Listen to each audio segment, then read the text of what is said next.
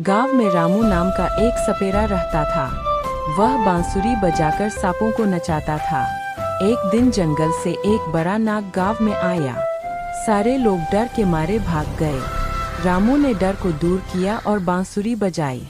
नाग उसकी धुन पर नाचने लगा और गांव से चला गया। लोग खुश और हैरान हुए। रामू की बहादुरी और कला की तारीफ हुई।